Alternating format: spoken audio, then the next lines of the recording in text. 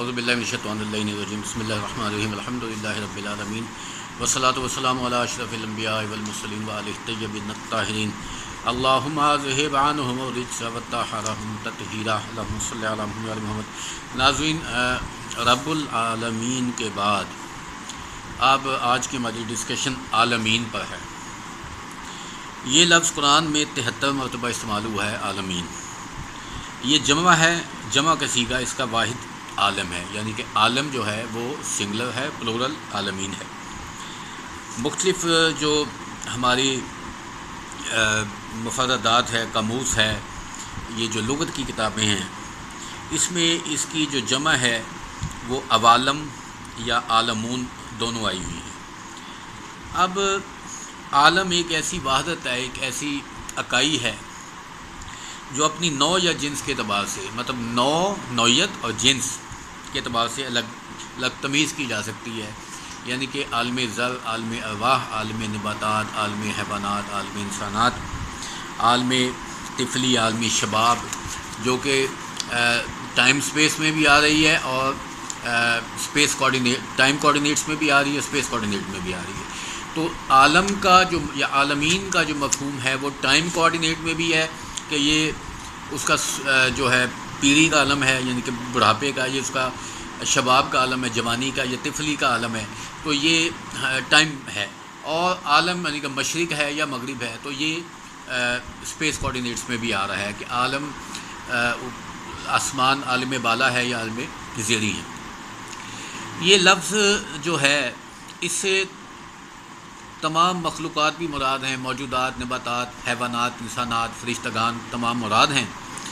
لیکن قرآن میں یہ لفظ واحد میں یا وحدت میں استعمال نہیں ہوا، یعنی کہ عالم نہیں آیا۔ تو جب چونکہ قرآن میں ہم یہ کہتے ہیں کہ جب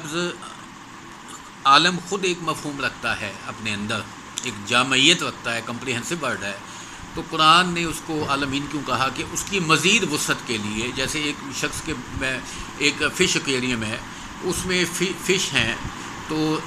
ان پہ فش آئے گا، لیکن جب آپ اس میں مختلف قسم کی فش ہیں تو فشز بھی کہہ سکتے ہیں۔ سر کے بال ہیئر کہتے ہیں، چاہے ایک ہوں یا 1,00,000 ہوں، لیکن اگر پراگندہ ہوں یا کہ مختلف رنگوں کے بال ہوں تو بعض اوقات انگلش میں اس کے لیے ہیئرز بھی آ جاتا ہے۔ تو اس کی وسعت کو دیکھتے ہوئے، اس کی تقسیم بندی کو دیکھتے ہوئے، اس کی نوعیت اور جامعیت اور کمپریہنسونیس کو دیکھتے ہوئے عالمین لفظ استعمال ہوا ہے۔ اب اس کے متعلق کچھ احادیث اور پھر اس کی مفصل گفتگو ہم کریں گے۔ عالم یا عالمین جو لفظ آیا ہے قرآن میں، عالمین، اس کی وسعت کیا ہے؟ اس طرح ہم دیکھیں کہ قرآن پاک میں آتا ہے، بسم اللہ الرحمن الرحیم، سورہ مومنون میں، وَلَقَدْ خَلَقْنَا فَوْقَكُمْ سَبْعَ طَرَائِقَ وَمَا كُنَّا عَنِ الْخَلْقِ الْغَافِلِينَ، اور ہم نے تمہارے اوپر 7 آسمان خلق کیے ہیں اور ہم خلق سے غافل نہیں ہیں۔ واضح رہے کہ یہ عالمین چونکہ رب کے بعد آ رہا ہے، رب العالمین، تو اس میں وہ خصوصیات پائی جائیں گی جو اس ورڈ کی ہم اس موقع پہ جو ورڈ آیا ہے اس کی جو ہم ذکر کر رہے ہیں۔ اور یزید فی الخلق ما یشاء ان اللہ علی کل شیء قدیر، سورہ فاتر میں، کہ وہ اپنی تخلیق میں جو چاہتا ہے اضافہ کرتا ہے، یقیناً اللہ شے پر قادر ہے، یعنی کہ اس کی پرورش بھی کر رہا ہے، اس کو پروان بھی چڑھا رہا ہے، اس کی گروتھ بھی کر رہا ہے، افزائش بھی ہو رہی ہے۔ اب ایک روایت ہے امام باقر علیہ السلام سے، ایک طویل حدیث ہے، اس میں کہ شاید امام نے فرمایا کہ شاید تم یہ سمجھتے ہو کہ اللہ نے ایک عالم کو خلق کیا ہے، یا یہ سمجھتے ہو کہ تمہارے علاوہ اللہ نے کچھ خلق نہیں کیا، یعنی کہ جو امام کے صحابی تھے ان کو امام بتا رہے ہیں کہ جس دنیا میں تم رہ رہے ہو، یہ جو روز و شب گزر رہی ہیں، تم اس کو ہی ایک عالم یا عالمین سمجھتے ہو، یہ ایک عالم سمجھتے ہو، اور تمہیں نہیں پتہ کہ اس کے علاوہ بھی اللہ نے، تو الخدا کی قسم، اللہ کی قسم کھا رہے ہیں امام باقر علیہ السلام، اس نے ہزار عالم اور ہزار آدم خلق کیے ہیں، اور تم ان عالموں اور ان آدمیوں کے آخر میں ہو۔ اب میتھمیٹکس کا رول ہے کہ یہ اگر 1000 کو 1000 سے ملٹیپلائی کیا جائے تو 6 ڈیجٹ آ جاتے ہیں، ایک کے بعد اگر 5 ڈیجٹ ہوں تو 1,00,000 ہوتا ہے یہ، اور اگر ایک کے بعد 6 ڈیجٹ ہوں تو 10,00,000 ہوتا ہے۔ تو ہزار ہزار عالم یا ہزار ہزار آدم، اس سے 10 لاکھ، یہ روایت بھی موجود ہے 10 لاکھ والی بھی، 1 لاکھ والی بھی ہے، تو لاکھوں آدم اور لاکھوں عالم ہیں۔ اب اس چیز کو یا اللہ جانتا ہے یا معصوم جانتے ہیں یا پیغمبر صلی اللہ علیہ وسلم کی ذات جانتی ہے کہ یہ عالم یا عالمین کہاں ہیں، ان میں کون کون سے آدم آئے، اور ہم چونکہ آخری آدم کی اولاد ہیں، اور جو تذکرہ آدم ہمیں قرآن میں ملتا ہے ہی واز دا لاسٹ آدم، تو یہ ہمیں چونکہ اس کو ابھی سائنس نے دریافت نہیں کیا، تاریخ نے دریافت نہیں کیا، جغرافیہ نے دریافت نہیں کیا، اور اس کو جاننا ابھی باقی ہے، اور دیکھتے ہیں کہ امام زمانہ علیہ السلام کے دور سے پہلے کب تک، کہاں تک ہم اس چیز کو سمجھ سکتے ہیں۔ اس کے بعد امام جعفر صادق علیہ السلام سے حدیث ہے کہ خدائے عز و جل کے 12,000 عالم ہیں، ایک اور روایت آ گئی۔ یہ اختلاف نہیں ہوتا، یہ جو سامنے شخص بیٹھا ہے اس کی ذہنی اہلیت اور قابلیت کو دیکھتے ہوئے اس کو سمجھانے کے لیے بتایا جاتا ہے، تاکہ اس کا ظرف اس کو قبول کر سکے۔ جو لاکھ کو قبول کر سکتا تھا اس کو لاکھ بتا دیے، ہیں کتنے یہ امام جانتا ہے، رسول جانتے ہیں، یا خدا عز و جل جانتا ہے، یا وہ 1000 کس معنوں میں ہے یا وہ لاکھ کن معنوں میں ہے، ان کو ہم کیلکولیٹ نہیں کر سکتے، اس کو ہم نے اپنے سمجھنے کے لیے کیلکولیشن کی ہے۔ 12,000 عالم ہے، ان میں سے ہر عالم 7 آسمانوں 7 زمینوں سے بڑا ہے، یعنی کہ اب دیکھیں 7 آسمان کا ذکر تو قرآن میں آیا ہے، 7 زمین کا ذکر اس طرح نہیں آیا، بلکہ زمین اور اس جیسی، یہ کہیں آیت اگر آئی ہم کوٹ کریں گے تو یہاں پہ 7 زمینوں کا بھی ذکر آ گیا، اور کسی عالم کو نہیں معلوم کہ اللہ نے اس کے علاوہ بھی عالم خلق کیے ہیں اور میں ان سب پر حجت ہوں۔ تو یہ امام کا حجت خدا ہونا تمام عالمین پر، چاہے وہ ہزاروں ہوں، چاہے وہ لاکھوں ہوں، چاہے وہ لاکھوں آدم ہوں، چاہے وہ ہزاروں لاکھوں عالم ہوں، ائمہ ہمارے جو ہیں ائمہ بیت صلوات اللہ علیہم اجمعین، وہ تمام پہ حجت ہیں۔ اس کے بعد ایک روایت ہے کہ امام زین العابدین السلام کے پاس ایک منجم، نجومی، ایسٹرولوجسٹ، پامسٹ جو اس کو آپ کہیں، آپ نے دوران گفتگو سے فرمایا کہ تمہیں ایسا شخص بتلاؤں کہ جب سے تم یہاں آئے ہو اس وقت تک اب تک وہ 4,000 عالموں کی سیر کر چکا ہے، یعنی وہ امام کے پاس آ کے بیٹھ گیا، اب یا تو اس کے گھر سے چلنے تک کے امام کے پاس بیٹھنے تک کا وقت ہے، یا وہ جب سے امام کے وقت بیٹھا ہے، چلیں 15 منٹ بیٹھا ہے، آدھا گھنٹہ بیٹھا ہے، اور اس کے بعد امام نے گفتگو لب کشائی فرمائی، اور امام نے کہا کہ ایک ایسا شخص میں بتا سکتا ہوں جو اب تک جب سے تم یہاں آئے ہو 4,000 عالموں کی سیر کر چکا ہے۔ دیکھیں ہم سائنس سے کوشش کرتے ہیں ان چیزوں کو سمجھنے کی، اور دوسروں کو بھی، کیونکہ دوسرے جو لوگ ہیں، دوسرے جو عوام ہیں، جو غیر مسلم ہیں، جو ویسٹ ہے، امریکنز ہیں، کینیڈین، یہ دوسرے لوگ جو غیر مسلم ہیں، یہ چونکہ سائنس کی زبان زیادہ سمجھتے ہیں، ان کے مذہب اتنا رائج نہیں ہے، اور ان کے پاس مذہب اتنا ہے بھی نہیں،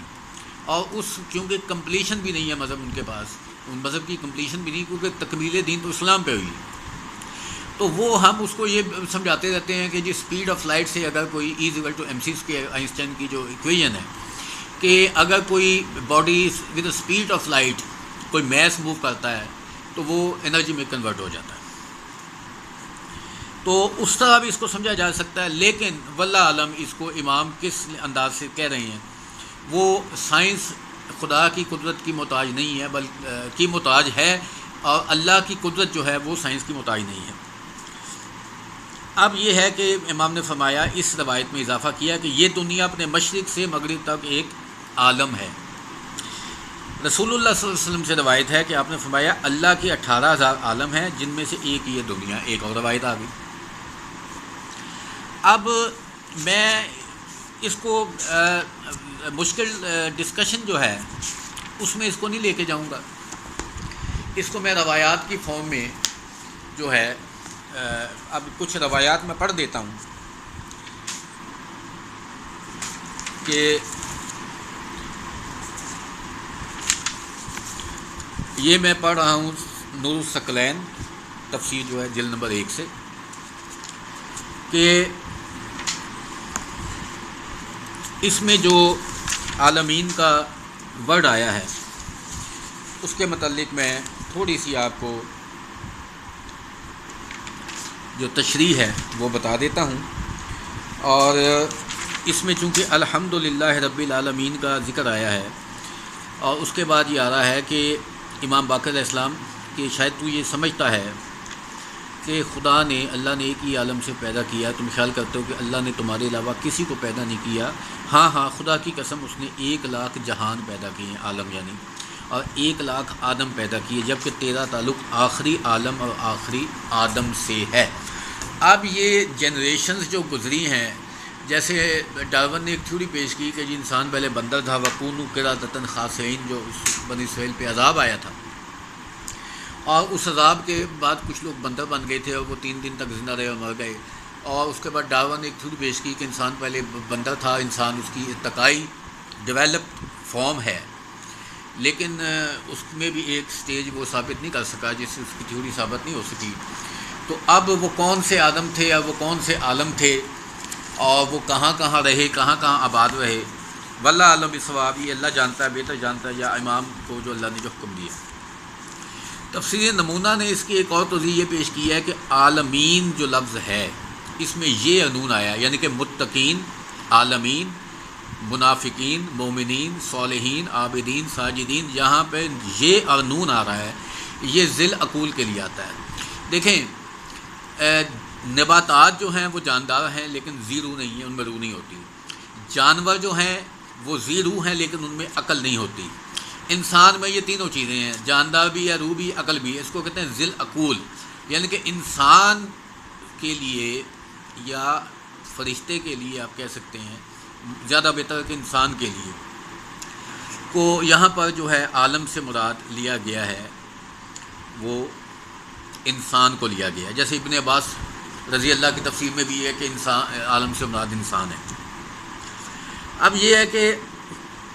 عالمین کے قرآن میں موارد دیکھی جائیں تو ہمیں معلوم ہوگا کہ اگرچہ بہت سے مقامات پر لفظ عالمین انسان کے حق میں آیا ہے،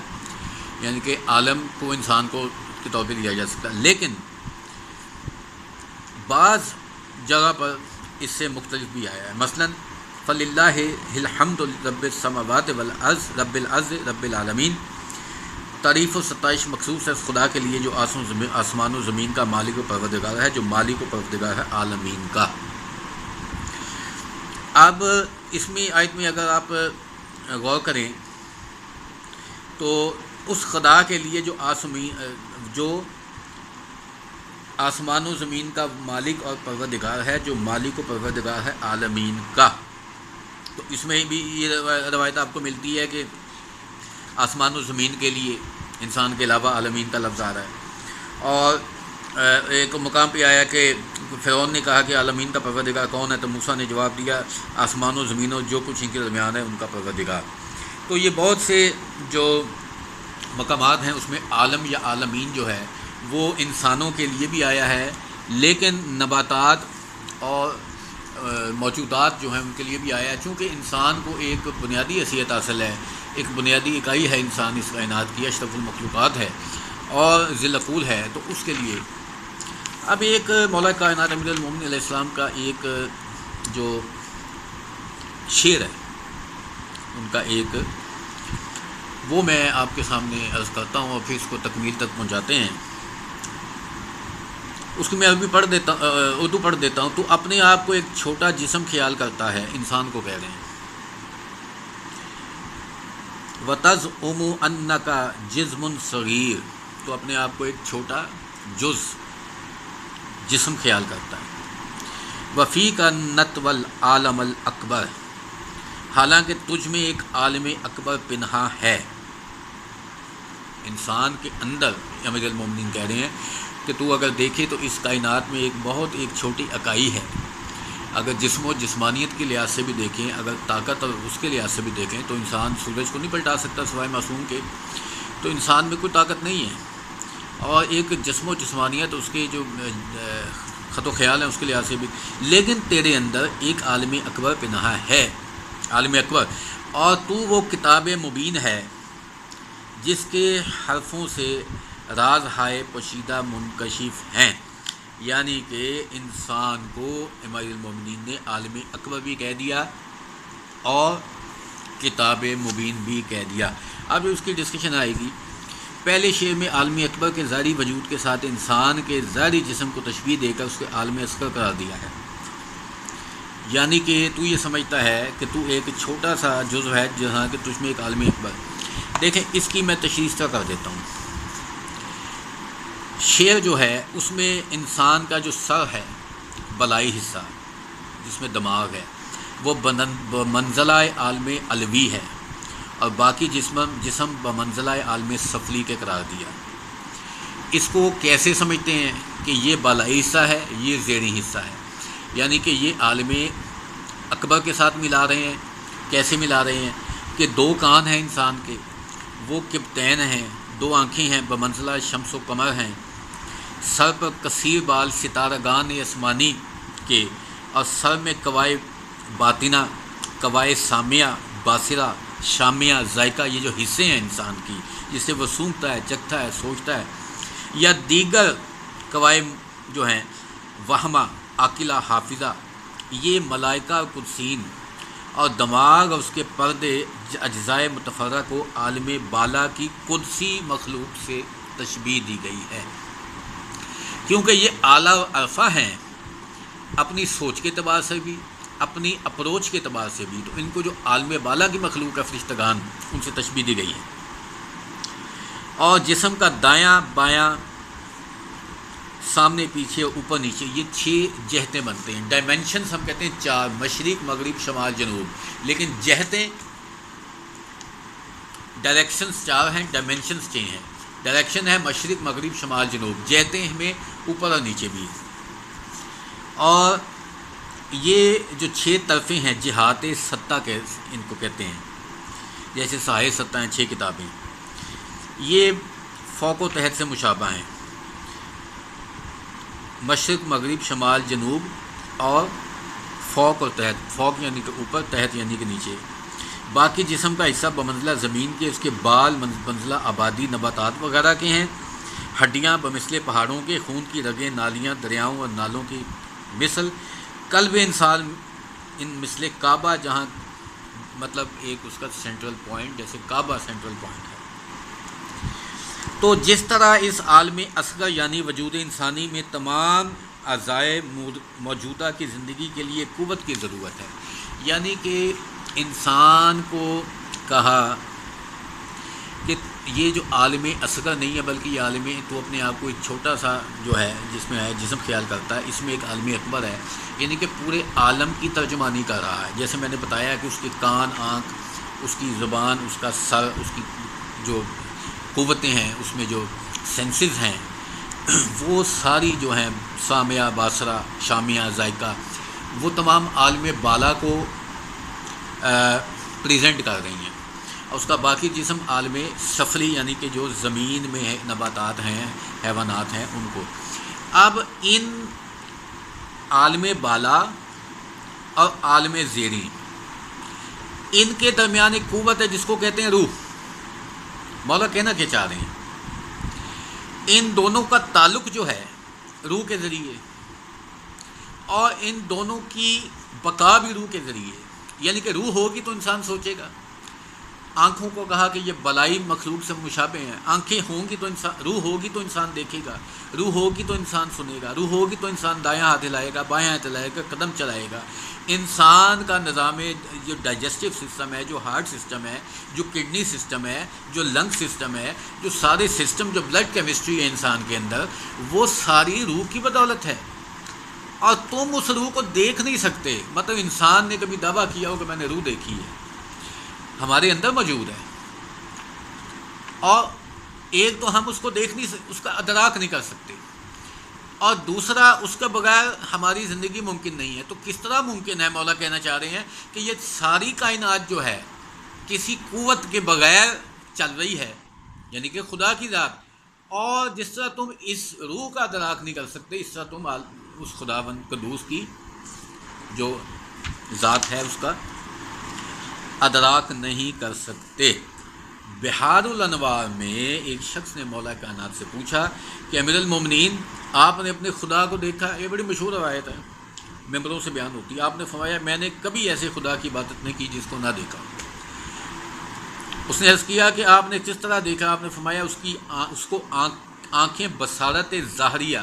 آئی سے نہیں دیکھ سکتے، بلکہ اسے دل کی بصیرت ایمانیہ سے دیکھتے ہیں۔ تو یہ عالمین پہ ہماری ایک ڈسکشن ہوئی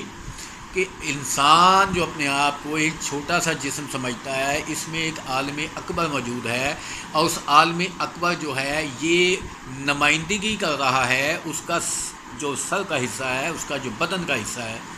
سر اور بدن کو ملا کے جسم کہتے ہیں۔ اگر جسم مراد ہے تو سر اور بدن دونوں شامل ہیں، اور اگر سر اور دھڑ مراد ہے تو پھر سر اور بدن مراد ہے۔ یہ ریپریزنٹ کر رہا ہے کس کو؟ اس عالم جہان کو،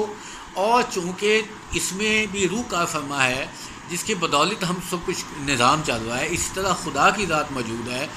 اس عالم میں جس میں ہم رہ رہے ہیں، اور اس کا بھی ادراک نہیں کر سکتے تو ہم اس کا ادراک کیسے کر سکتے ہیں؟ تو انشاءاللہ اب اس میں تھوڑی سی ایک میں بتا دوں کہ اس آیت کے بعد الحمدللہ رب العالمین الرحمن الرحیم، یہ جو الرحمن الرحیم آیا اس میں ہم ڈسکشن نہیں کریں گے۔ پہلے جو الرحمن الرحیم بسم اللہ میں آیا تھا وہ اللہ کے ساتھ آیا تھا، کیونکہ اللہ تمام لفظ اللہ جو ہے یا خود اللہ جو ہے وہ تمام صفات اور جمالات کا حامل ہے، اور وہ رحمانیت و رحیمیت اس کلی